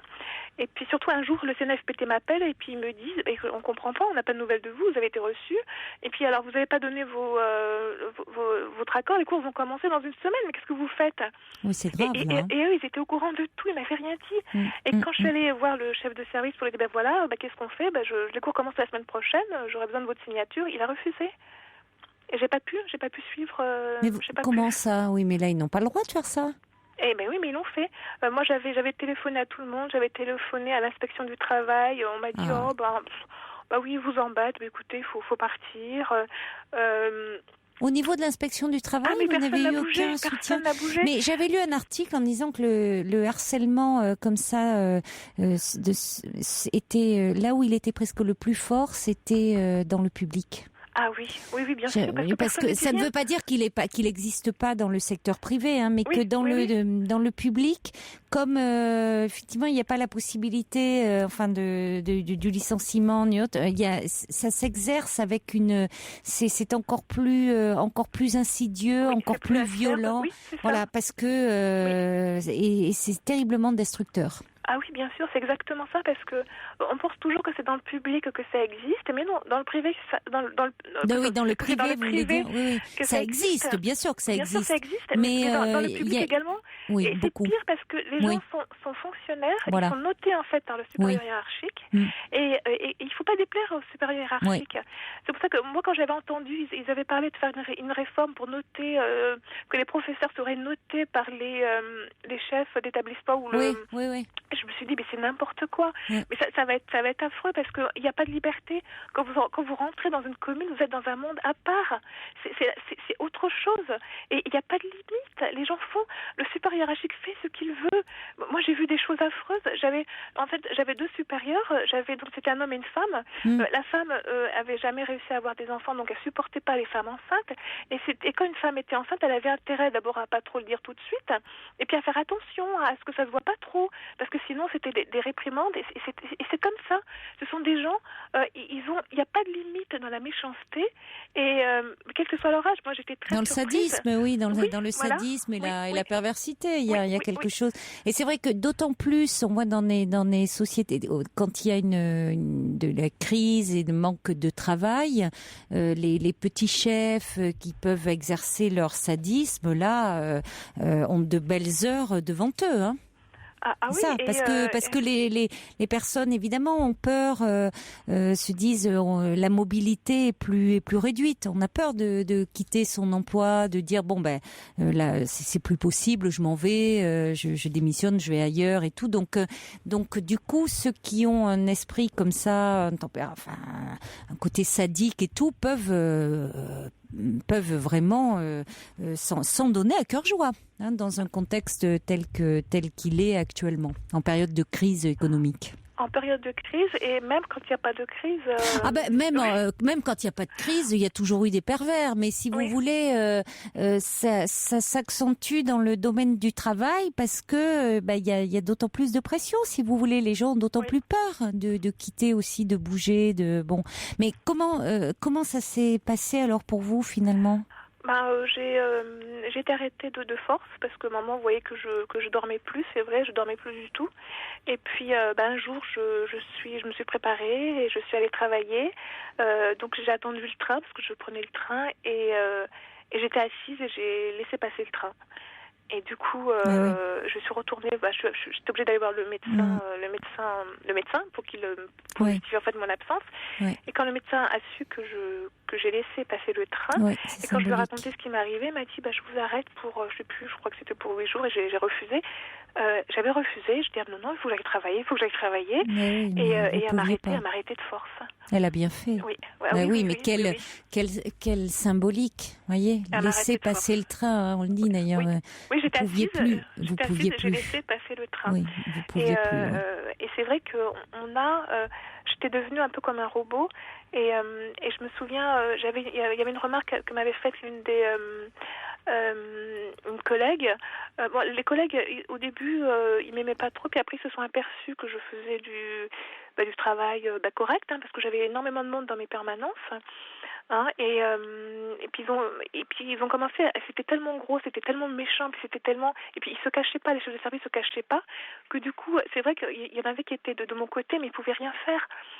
Ils pouvaient rien faire du tout. Moi, j'aurais bien aimé pouvoir faire une action, mais c'était pas possible parce qu'il aurait fallu avoir des témoins. Il aurait fallu que les gens témoignent. Mais après, si eux ils témoignent alors que moi je m'en vais, eux ils restent sur place. C'est eux après qui vont subir les conséquences. Donc moi j'ai pu rien faire. J'ai pas pu faire quelque chose. Donc j'ai été arrêtée pendant à peu près 9 mois. Entre-temps, j'ai eu maman qui a été opérée du cœur. Et déjà, maman avait été opérée du cœur quand je travaillais. Et ils étaient tellement méchants que je ne pouvais pas leur dire que j'avais une maman qui était malade. Donc, je quittais le travail. J'étais en transport en commun. Et je me retrouvais en fait à Bligny je pouvais quitter le travail vers 18h. Parce que j'avais des permanences qui duraient jusqu'à 17h. Mais comme j'avais énormément de gens qui venaient, je restais jusqu'à 18h, 18h30. Et après, j'allais voir maman. Puis j'arrivais à l'hôpital. Elle était à Bligny, c'était assez loin. Et j'étais en transport en commun, donc c'était pas très simple. Et je devais arriver vers 20h, et donc je m'endormais dans sa chambre. Et les infirmières étaient très gentilles, elles me laissaient passer, alors que les horaires de visite étaient dépassés depuis longtemps, et je restais avec elles comme ça. Et j'ai fait ça sans rien dire à mon travail, parce que je pouvais pas parler à ces gens-là, parce que j'avais peur après qu'ils s'en servent contre moi, et puis qu'ils me blessent aussi. Parce que, excusez-moi, mais le fait que je n'en parlais, parce que je n'avais pas parlé pendant des années. Enfin, moi, ça s'est passé. Ça s'est passé quand, tout ça? J'ai été embauchée en 2000 et j'ai dû jusqu'en 2005 en fait. Voilà. Et c'est vrai que j'en ai parlé de temps en temps avec maman, mais c'est tout, mais pas plus que ça. Et c'est vrai que quand j'ai entendu ce monsieur, ça m'a. Je trouve qu'il a eu raison de témoigner parce que les gens ne parlent pas, personne ne dit rien. Et on ne peut rien faire contre ces gens-là, on ne peut rien faire du tout. Et donc maman est opérée du cœur et les infirmières me laissaient passer, elles disaient rien. Et puis voilà, après, comme j'ai été arrêtée, c'était bien parce que après son opération du cœur, maman a fait justement, comme ce monsieur, elle a fait un accident vasculaire cérébral. Mais elle a eu des séquelles parce qu'elle ne pouvait plus ni lire, ni écrire, ni parler. Donc, du coup, comme j'ai été arrêtée, je restais avec elle. Et j'avais énormément de choses à faire, les papiers, tout ça, c'était affreux. Mais finalement, j'ai quand même repris. J'ai donc été absente pendant 9 mois. J'ai repris le travail, mais même pour reprendre, il ne voulait pas. Je suis passée par la médecine du travail. Je tiens à signaler que le médecin du travail était également odieux. C'est-à-dire qu'en fait, tout ce que mes chefs de service racontaient sur moi, et moi aussi j'avais un dossier gros comme ça, je m'en suis aperçue, j'ai découvert ce dossier par hasard, un dossier énorme, avec des choses qui étaient fausses évidemment, et le médecin du travail croyait tout ce que ces deux personnes disaient sur moi, et même le maire, enfin je veux dire tout le monde, enfin personne n'a essayé de chercher, de vérifier, de venir sur place, ne serait-ce que de regarder les permanences ou de vous écouter, de voir un petit peu ce qu'il en était, de voir que vous n'aviez pas de bureau, de voir où après qu'est-ce qu'on vous avait été vous trouver comme bureau, quelles étaient les permanences, enfin personne ne vérifiait rien, tout ce que, et ça non plus, ça aussi c'était aussi mon premier emploi, j'étais assez surprise de voir que des adultes ne vérifient pas l'information, ne vont pas jusqu'au bout des choses, que on s'occupe qu'est-ce qu'on a dit, enfin c'était des choses comme ça, qu'on puisse croire à des choses sans vérifier. Moi ça m'avait choquée, mais c'était ça. Les gens travaillent comme ça en fait, sans vérification. On écoute le potin, le papotage, et puis ça s'arrête là et ça va pas. Vous n'avez pas contacté de syndicat? Il y avait le syndicat. Le syndicat m'a dit, écoutez, c'est vrai que c'est malheureux, mais il faut partir. Et ah bon? Ah oui, il m'a dit, parce qu'en plus le syndicat, si vous voulez, moi c'était une mairie qui était qui était de droite. Les gens qui s'occupaient du syndicat, c'était des gens qui étaient ouvriers, donc ils étaient un peu méprisés. Puis voilà, ils n'étaient pas écoutés plus que ça. Hein. Donc ils n'avaient pas beaucoup de poids. Et puis en même temps, eux, ce qui les intéressait, c'était de faire leur discours, de parler, puis le reste, voilà. Et qu'est-ce qui s'est passé? Comment ça s'est terminé alors pour vous? Et quand ça s'est terminé, qu'après, de toute façon, j'étais sous contrat. Une fois que mon contrat j'ai essayé de reprendre le travail quand j'ai repris en fait. Donc le médecin du travail n'a pas voulu, mais c'était pas pour moi, c'était pour protéger en fait la mairie, pour pas que je retourne. Mais finalement, je suis retournée, mais carrément, je me suis retrouvée dans la mairie même, dans les bureaux de la mairie. Et du coup, je pouvais plus faire accueillir les gens, et donc je suis restée là comme ça. Et puis après, je me suis remise en arrêt de travail parce que c'était n'importe quoi. J'ai eu des menaces, enfin c'était affreux, c'était encore pire qu'avant.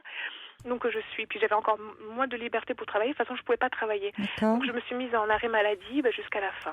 Voilà. Là, vous êtes en arrêt maladie? Non, parce que là, ça fait non. Après mon contrat s'est terminé, donc j'ai eu des indemnités pendant 2 ans. Après, je suis retournée en faculté pour terminer un 3e cycle. D'accord. Et là, j'ai passé un concours. J'ai totalement, à partir de ce jour, je me suis dit que je travaillerai plus jamais en mairie. Oui, parce qu'apparemment, de toute façon, vous êtes doué pour les études et tout, donc il faut vous sortir de ce cycle-là, sortir de ce fonctionnement-là, vous reconstruire et sortir de ce cycle. Il y a des messages qui arrivent là, beaucoup au 7 39 21, qui dit j'ai été victime de harcèlement moral, c'est horrible, c'est sournois, on est très isolés. Mais cette personne dit je vais au prud'homme car je veux briser la loi du silence. Elle a bien raison. Quelqu'un qui dit bravo à vous avez été très forte. Et puis quelqu'un qui dit les gens se choisissent parfois une tête de turc et s'acharnent. Notre message qui dit le harcèlement est très difficile à prouver, il y a beaucoup de critères qui sont exigés, l'inspection du travail est très peu réactive, il faut se faire aider via un conseil d'avocat. Et puis quelqu'un dit c'est fou ce que l'intelligence, le raffinement et la force de caractère peuvent générer de haine et de jalousie chez les gens médiocres. Quelqu'un dit aussi, First Lisa dit dans quelle société vit-on pour expliquer tant de perversité? Et Brigitte dit on a l'impression d'une telle jouissance dans le fait de chercher à détruire autrui. Sergio qui dit j'admire franchement votre patience et votre détermination. Il y a un autre message qui dit faut pas s'étonner si en France les suicides sont de plus en plus fréquents. Et justement, on va accueillir Marie qui vous a écouté attentivement et qui voulait réagir. Elle est avec nous au 39 21. Bonsoir Marie. Oui, bonsoir. Bonsoir. Vous avez vécu écoutez, vous aussi. Merci beaucoup de prendre mon appel. Je suis toute émue parce que c'est vrai que tout ce que j'ai à vous dire, c'est très, très, très, très, très dur. Vraiment. J'ai supporté ça pendant plus de 3 ans. Et donc ça a commencé le jour où j'ai eu un accident de travail. Donc en travaillant, je me suis cassé une épaule. Et donc à partir de là, ils ont voulu, mes employeurs ont voulu me coller en retraite. Voilà, tout simplement, c'est vraiment, c'est exactement ça, quoi. Alors moi, je n'avais pas trop envie parce que j'avais 55 ans à ce moment-là, donc j'avais pas très envie. Je me sentais encore en forme et je le suis toujours d'ailleurs. Et donc je me voyais pas en retraite, quoi, pas du tout. Alors je dis non, il n'y a pas de raison, je vais retravailler. Mais bien entendu, j'étais dans la fonction publique, et bien entendu, ils n'ont jamais rien voulu savoir. Donc au bout d'1 an d'arrêt, moi je m'impatientais vraiment. Mon médecin traitant me faisait des certificats de reprise du travail. En tout, il en a fait 9, Je ne sais pas si vous vous rendez compte de ce que ça représente. 9 certificats de reprise de travail et il n'y a rien eu à faire. Il ne me reprenait pas, quoi. À la médecine du travail de l'entreprise, j'étais vraiment la pestiférée. Dans les bureaux, j'étais vraiment la pestiférée. Enfin, vraiment, voilà, quoi. J'étais surveillée, j'étais contredite tout le temps. J'étais mise au placard. Dans un bureau, il y avait un bureau archi-vide. C'est-à-dire que dans un tiroir, il y avait un crayon, une règle, une gomme. C'est tout. Et un téléphone, mais débranché. Voilà, donc je devais passer 8 heures. C'est pas mal, oui. Quand j'ai été réembauchée, quoi, je devais passer 8 heures là-dedans, tout le temps, jusqu'à ça doit sembler long. Heureusement que, vous voyez, le jour où je viendrai à l'émission et puis qu'on nous débranche les téléphones, je me dirais, ouh là, ça sent mauvais pour moi. Hein. C'est absolument, vraiment oui. Là, donc, si on nous débranche l'émission pour les téléphones, là, je me dirais, il y a du harcèlement dans l'air, mais c'est vraiment, c'est la mise au placard pour moi. Hein. Oui, tout à fait. Alors, ce que j'ai fait, et je vous appelle parce que je trouve que c'est bon à savoir. Mon parcours est très dur, certes, pour moi, mais en même temps, il est très intéressant pour tout le monde parce que je n'ai pas voulu me laisser faire. Bien sûr, ça m'a valu une bonne dépression nerveuse. Hein. Ça, j'ai été sous antidépresseurs pendant à peu près 4-5 ans. Mais bon, l'essentiel, c'est que j'ai décidé de continuer, de me cramponner. Oui. Donc,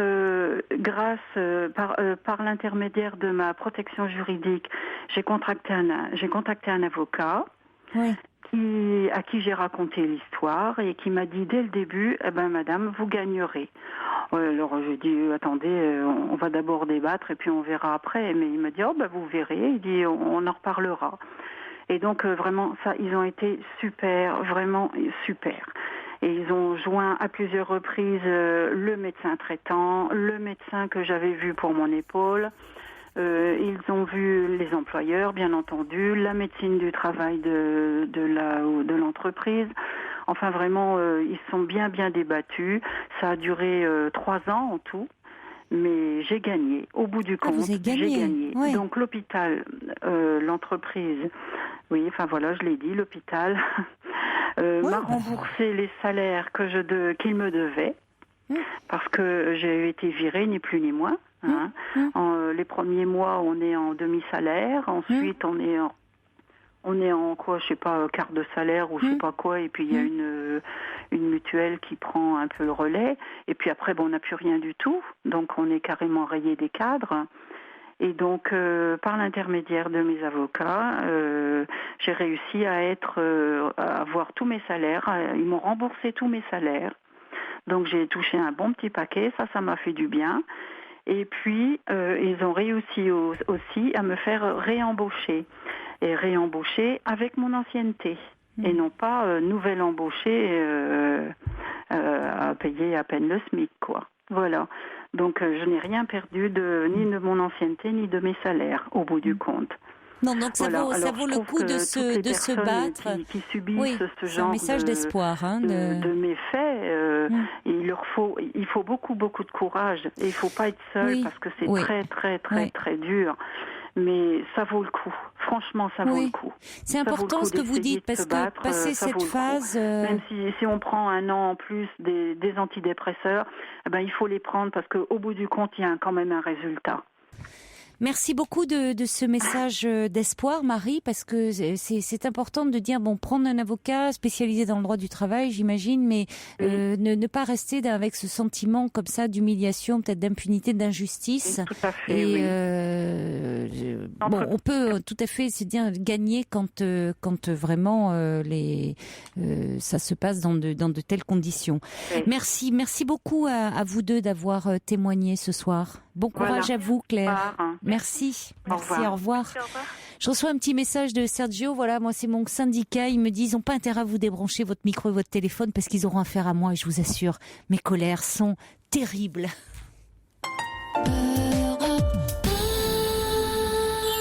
Pour parler à Caroline Dublanche, appelez le 39 21, 34 centimes les minutes.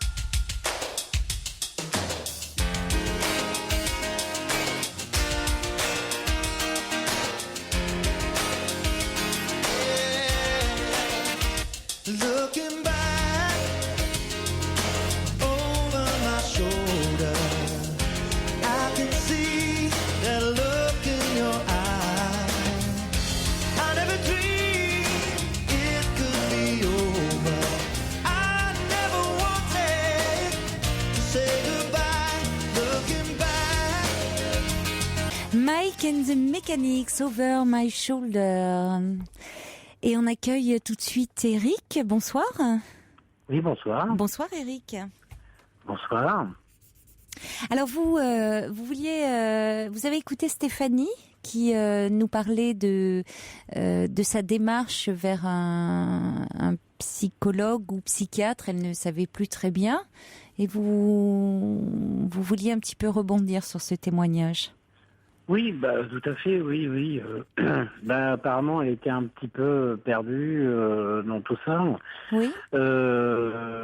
Écoutez, moi j'ai écouté votre émission et ce que j'en conclus un petit peu, c'est que pas mal de personnes sont un peu perdues, un peu pour la gauche ou quoi que ce soit. Et je pense que déjà prendre sur soi-même. Et moi, je sais que je viens de Dallas, donc c'est une expérience pas du tout à faire, parce que il faut se retrouver. Moi, je vais avoir bientôt 40 ans et j'ai du mal déjà moi à me retrouver un petit peu de temps en temps. Et puis, je suis diabétique. Donc pareil, des problèmes de santé, il faut se prendre en charge, il faut tout ça. Et je pense que je crois qu'il faut aller de l'avant, quoi.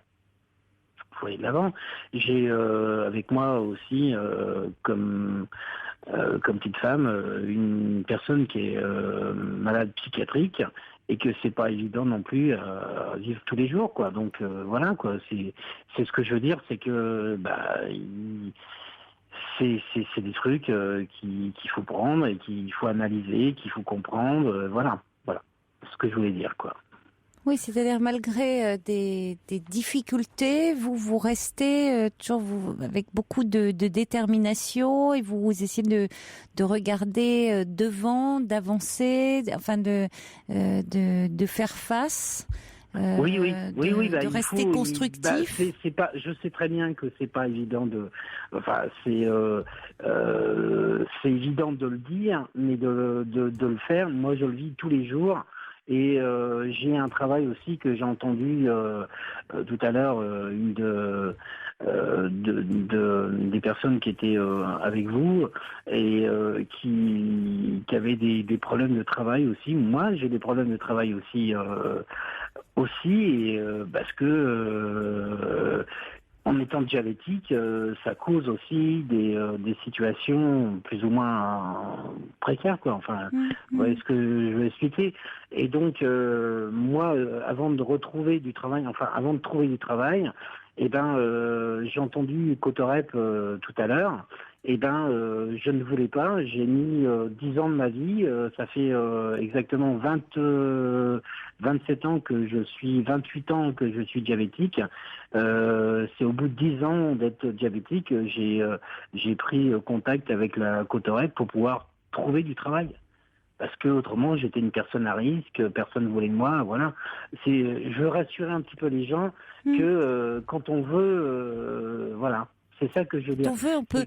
Mais on voit, c'est important aussi votre témoignage parce que vous n'êtes pas dans ce côté, comment dire, ce déterminisme qui voudrait que justement cette étiquette, enfant de la DAS, qui voudrait qu'après misérabiliste, c'est-à-dire vous vous êtes battu contre ça, contre ces étiquettes, et on sent que vous ne voulez pas. Encore aujourd'hui, vous continuez à vous battre contre ce côté un peu de déterminisme et le fait que vous voulez pas être marqué, quoi, comme ça, au fer rouge. Non, mais parce que j'ai connu dans les années 70 où on était tous reconnus enfants de la DAS. Oui, avec ce côté péjoratif. Enfants de la DAS, ça signifiait que, oh là là, leur vie allait être très difficile et puis ils pouvaient basculer du côté de la délinquance et peut-être avoir des vies. Ce qui est faux, parce qu'il y a beaucoup d'enfants qui ont grandi d'enfants de la DAS, qui ont des vies aujourd'hui d'adultes tout à fait équilibrées, tout à fait bien construites. Donc il faut se méfier de ces étiquettes qu'on colle dans le dos comme ça des enfants. Exactement. Et c'est en ce sens votre témoignage est intéressant et vous avez raison de dire gardons-nous comme ça de. C'est pour ça que je veux. Oui, vous avez raison. Parce que il y a des choses. Moi, je sais que en étant avec une femme qui est malade psychiatrique, et c'est pas évident tous les jours. Oui. Plus mon diabète, plus le reste ou quoi que ce soit, et ben j'y arrive quand même. Vous y arrivez. J'arrive à aller de l'avant. Voilà. Et merci beaucoup. Je veux donner. Merci beaucoup pour ce témoignage et votre force de caractère. Merci Eric. Merci. Au revoir. Merci. Au revoir. Non, pardon. Rolf Delaf, le monde est beau. Non, First Lisa, c'est pas encore mis à la musique, mais elle nous envoie un petit SMS pour dire qu'il y a une nouvelle jurisprudence maintenant. C'est l'entreprise accusée de harcèlement qui doit prouver qu'il n'y a pas de harcèlement. Voilà, il est l'heure de nous quitter. Je vous souhaite une très belle nuit. Faites de jolis rêves. Il est maintenant 1h sur Europe 1. C'est l'heure des informations présentées par Laurence Gontier. Bonsoir Laurence.